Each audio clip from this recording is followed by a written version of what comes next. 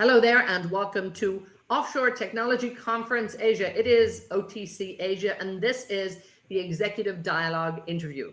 Now we have lots to talk about and this of course is part of a process, in line with the theme of OTC Asia 2022, Excellence in Asia, really setting the pace for future energy. I am absolutely delighted now that we have with us the chairman and the CEO of Baker Hughes, Lorenzo Simonelli joins us. Lovely to see you, Lorenzo.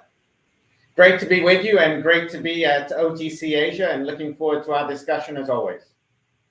Now, talk to me about your role in Asia and your presence there, the work that you've been doing, and just how important this market is for you. Well, great. And let me just start by giving a brief intro to Baker Hughes because we're very active across the globe. We have presence in 120 countries, have approximately 54,000 employees. And we've really set ourselves up to be an energy technology company. And within Asia Pac, we have over 5,000 employees, around 60 facilities, including 15 manufacturing sites. And we've got some of our strategic sites really serving our customers. If I look at our turbo machinery and process solutions, we have an I center, which is managing 24/7 monitoring and engineering support for our global fleet of critical assets, including gas turbines, compressors, generators, and electric motors. And we've got approximately 1,500 assets being monitored globally, 20% of which are in Asia Pacific. We also have an oil field equipment subsea production system manufacturing base in Batam, Indonesia. Over 200 employees manufacturing and testing subsea equipment, including our subsea wellheads, casing pressure, control, and really helping the connectors and pipes. So Batam is a first manufacturing site in Asia Pacific that's involved in the production of vertical subsea trees. So our presence in Asia Pac is very important and very significant with regards to where we see growth taking place in the industry. Now, you mentioned gas and LNG there. So talk to me just about how important gas and LNG is for the region. I think everybody's seeing the importance of natural gas and LNG, and we've been strong proponents of saying that natural gas and LNG is not just a transition, but a destination fuel. And it's going to outpace demand of other traditional fuels in the coming decades. And we don't see an energy transition without the use of natural gas and also LNG, and specifically displacing the aspect of coal over the course of the next 10 to 15 years within Southeast Asia and India. I look at what's happened in Western Europe and also North America relative to the carbon footprint and the emissions of greenhouse gases. And they've seen huge success in being able to decrease the aspect of coal and increasing the use of natural gas. In comparison to Western Europe and North America, most of Southeast Asia really uses only about 10% of their energy mix in gas.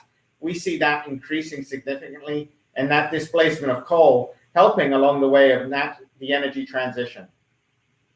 Now, many countries in Asia really looking to displace that coal, as you just mentioned too. But when we look at the future energy mix, and particularly when we look at the future of hydrocarbons, clearly, you look at the role of gas and you've analyzed this and you know where that is positioned. But again, talk to me about, when we look to that future, where does it go in the energy mix and, where do you see the future? We've been very clear and also very much communicating that there's no future scenario where hydrocarbons disappear. And that's because they are vital to the energy mix in total. And it's not about the fuel type. It's about emissions that we've got to stay focused on. And so that's what we're doing at Baker Hughes, is really taking the aspect of hydrocarbons and making them cleaner. If you look at the IEA's estimation that fossil fuel use in 2050 will be 50% down versus 2020 levels, we think that's ambitious, but we still think that we can help make the energy transition and reduce the carbon footprint and greenhouse gases by continuing to grow the use of natural gas and LNG, which is lower in emissions versus coal. And we agree that with the IEA, many technologies will be in place to reduce emissions by 2050 that are not yet commercialized. So, as we look at it, we believe in three truths about natural gas. Natural gas can both be a transition and a destination fuel as you go across the globe. Natural gas and LNG are key to shifting away from coal and accelerating towards net zero. And thirdly, technologies exist today to increase efficiencies, reduce the emissions, and capture carbon, and therefore making natural gas even cleaner and lower emissions as we go forward. So it's an aspect of complementing all of these three, and we've had great success. And as you look at some of the new technologies to reduce the carbon intensity of hydrocarbons, you've got hydrogen natural gas blended infrastructure, CCUS, and geothermal applications. And we're working on novel technologies like compact carbon capture and mixed salt process for CCUS that are great examples in putting this strategy into action. Now, what is needed at the moment, almost right away, and indeed in the long term, from governments, particularly, in Asia, in the region, and globally, to really just help everybody get to net zero? We really need to start with a better education and alignment across all of the stakeholders to solve for emissions, not fuel sources. We know that governments can help us by putting in the right infrastructure, the right regulatory framework, and also by incentivizing with subsidies. And really, I'm calling on all our fellow leaders and our industry associations to support us as well. We need to talk the same story and acting now with today's technology and seeing meaningful progress towards net zero. And it becomes an ecosystem of these various stakeholders working together. And I think we can achieve it by putting in the right regulatory framework, educating the different stakeholders, and moving towards really reducing emissions versus trying to eradicate a fuel source. Now, clearly you're the champion of technology, new technology, and technology, driving energy for the future. Talk to me a bit more about, CCUS in terms of it helping to get us to net zero. And what if we don't adopt CCUS? What's the scenarios that are at play there? Well, we think that carbon capture, utilization, and storage is critical to reducing emissions in order to meet the Paris Climate Agreement goals, and really doesn't take place without it. If you look at it specifically, 5.6 billion tons of installed CCUS capacity is needed by 2050 to meet the Paris Agreement climate goals. And we estimate that Baker Hughes has an addressable market within this space of $35 to $40 billion by 2030. And that we're able to cover a range of technologies that offer the aspect of compression, storage, monitoring, and capture technologies. And that's going to be critical. You look at CCUS, again, it's one of the key ingredients to being able to reduce the carbon footprint, both from a pre-combustion as well as a post-combustion. And then as you look at the usage of CO2 as well. So again, I think CCUS is a first mover, and we're starting to see a lot more activity with our customers on exploring CCUS capabilities, technologies, in order to meet the Paris Climate Accord. And without it, we don't think that will be achieved. Also, let's take a look at the role of artificial intelligence. And we look at AI, and we're really seeing it, come to the fore when we talk about the energy future, without a doubt. But when we look at the energy industry, we look at the fourth industrial revolution. Again, AI, is it absolutely essential that we all adopt it and that we're all a lot more aware of it? I think the industry certainly is at this point now. It definitely is. And at Baker Hughes, the way in which we look at it is there's going to be two main growth vectors. One being climate technology solutions, which is when you look at CCUS, you look at hydrogen, you look at emissions management, clean integrated power. And then the second, really lining towards the fourth industrial revolution of industrial asset management. And that encompasses really artificial intelligence as a way in which we can continue to make our equipment and the full process from an outcome perspective more effective from a uptime. So reduce waste, have reliability, have productivity, and achieve a greater outcome. And we've got some great relationships with C3 AI, where we've got a joint venture alliance that simplifies, accelerates the capability of enterprise AI. We also work closely with others, and we see this as being not just single point solutions, but really being able to take all of our capability that we have within System 1, within iValve, the iCenters, pumps, and putting them into an integrated ecosystem around industrial asset management. So at the end, you're not just looking at the uptime of one piece of equipment, but you're holistically going across the full process. It be the liquefaction of natural gas into LNG, it be the power generation source. It's not just within the oil and gas industry, but it's also across all the industries. And I think it's important to remember that we can reduce unplanned downtime by more than 20% and increase asset availability by 1 to 5% by utilizing machine learning and artificial intelligence. And we see as this being a big wave as we go forward to helping to reduce the carbon footprint and emissions.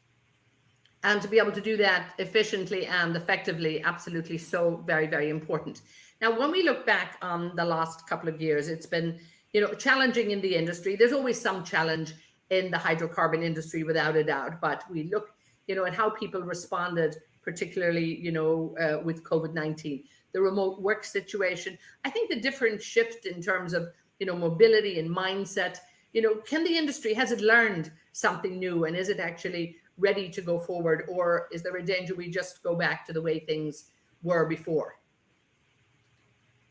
I don't think there's any going back to the way we were before. I think we've seen some huge benefits as, devastating as the pandemic was. It also taught us remote operations. It taught us to engage in virtual technologies and being able to engage in collaboration across virtual means such as Teams, Zoom, and also on remote operations, the ability to conduct tasks from a distance. And if I look at also final approval testing for equipment, normally we would have inspectors on site. Now they're viewing it from a remote location. So I think it's made us much more productive. It's allowed us to embrace remote work. It's allowed us to embrace technologies that were there, but which increase efficiencies and manage costs as well. At the same time, I think in-person collaboration is important, and there'll be a happy medium that we balance to. So it won't be as much as in the past. And I think for myself personally, I probably won't be traveling as much for a dinner on the other side of the world, but the important meetings are important face-to-face, and I think those will continue. And I look forward to being back out in Asia very soon. Well, we certainly hope we'll see you maybe for a dinner the other side of the world sometime soon. So don't give up on it yet. There'll always be a warm welcome for you, I know, whatever market you're coming into. Talk to me, Lorenzo, in terms of outside of oil and gas. What other industries, are you looking at, and where will Baker Hughes actually, have that sort of wider spread focus? Yes, we announced in September 2021 that you can really look at Baker Hughes as focusing as an energy technology company across two key areas. One being the upstream oil field services and equipment, which again, we've had a long presence in and been an able supplier of extraction, production, completion tools, services to allow the oil and gas to be available to the world. Also, we created a business area of industrial energy technology, which really goes after the numerous segments that are on a quest towards net zero. And if you look at the global economy, over 69% of the GDP has committed to net zero goals. And that means we're moving away just from the oil and gas, but also into metals, mining, as you look at hard to abate areas such as cement. And the tools and technology we can provide actually are commonplace within the oil and gas industry. So it gives us a much broader set of customers. And also it's where we've had a historical heritage with some of the rotating equipment we've had, as well as within our digital solutions, condition monitoring. So you think of chemicals, pulp and paper, automotive, aviation, and others. These are where we're going to be continuing to provide a net zero roadmap and capability for our technologies and solutions as we go forward, both from climate technology solutions as well as then industrial asset management. And of course, this makes sense. They're very energy intensive industries as well, which will be needing, your expertise. And again, talking about, the other industries you're working with, I think it all comes back down to, which I often call one of your, favorite topics too, that you're very passionate about, is, the excellent partnerships that are needed, the understanding, that collaboration that really is so important for this industry, be it in Asia with international companies, it doesn't really matter. But just maybe give us a few words of wisdom there on when it comes to partnerships, how very important that is, and maybe some of the changes we've seen over the years.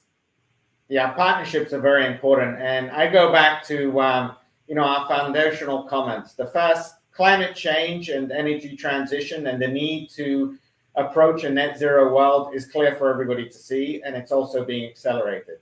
Secondly, hydrocarbons have a role to play for multiple decades, and we've got to focus on the fuel type and the emissions, not the fuel type, and make sure that we're taking down the carbon intensity and also the greenhouse gases from hydrocarbons as well. And thirdly, it comes down to partnerships. And when you think of partnerships, it's being able to work with great customers in Asia, such as Petronas, such as also as you look across the region, Woodside and others, in helping them achieve their net zero ambitions and working with them with the capability and the solutions that we can offer them. And I think during the pandemic, and also the reality that this challenge is bigger than any one of us, has led to partnerships being incredibly important, and also people accepting much more the aspect of partnerships. And we look forward to working with everybody on really the net zero vision that's in place. Now, this is OTC Asia, and I know there's a lot of young professionals who will be attending, and hopefully a lot of students from the industry to and from all the associations. What advice will you give to young professionals in the industry right now in terms of as they look to future energy and they look to a much more, I suppose, digital, technical, hopefully much more exciting industry? Give us some words on that. Well, to all of those, I would really say you're in the greatest industry, because as you look at basic human needs, it comes to food, it comes to energy, and it comes to healthcare. And if you think about the way in which we progressed as a civilization, energy's been at the core. We're now at another pivotal point where we're starting to focus on climate change, and you play a key role in developing, harnessing the technologies that are going to take us forward. And I don't think we progress without energy. And so you're at the key industrial pivot point, and look forward to working with you. And I get all your colleagues and friends to join the energy transformation.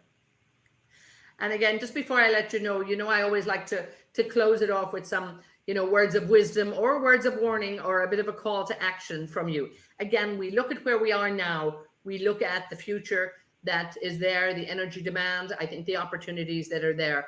What would you say perhaps we need to really be focusing on now to make sure that we all get there and that it's a win-win for everybody? I think it comes down to the dual challenge being addressed by all. And there's a requirement for more energy. There's no doubt that demand is going back to historic levels and also will increase over pre-pandemic levels. At the same time, there's a need for more from energy, it being cleaner, sustainable, reliable, also economic, as we continue to look for the developing countries to prosper. And I think that's a call to action for everybody. There's always going to be uncertainties, but I think we've got a target in mind for the long term, and we need everybody to be educated into the complexities of the energy ecosystem so that we can make the right decisions and stay on course. Super. Lorenzo, thank you so much. And it's great to have you here. And for all our viewers, of course, the Chairman and CEO of Baker Hughes, Lorenzo Simonelli. Once again, Lorenzo, thanks for being with us. Thank you very much. And just to everybody, enjoy OTC Asia. And thanks for allowing me to be with you. And I look forward to being there very soon.